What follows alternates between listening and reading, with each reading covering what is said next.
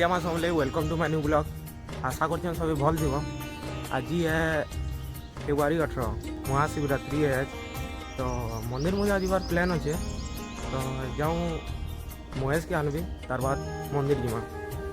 तो मुई पहुँची गली न आउ महेश भी आदे आसूचे देख। तो यहाँ मुझे भी पहुँची गली न आदे आम जुगल बा भी पहुँची गली ना देख। तापने भी वीडियो बनौचे मुई भी आम दुए बाहरी गलु ढाड़ेश्वर मंदिर जीवार लगी बट हम ढाड़ेश्वर मंदिर 15-20 मिनट लगवा जीवार लगी। तो लेकिन तुमको 2 मिनट से पहुँच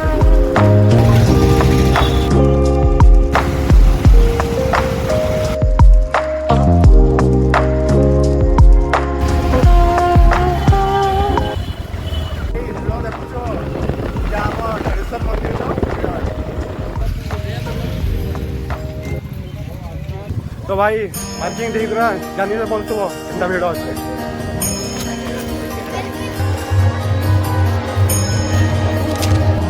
तो भैया जी सीन्स कुछ ऐसे हैं।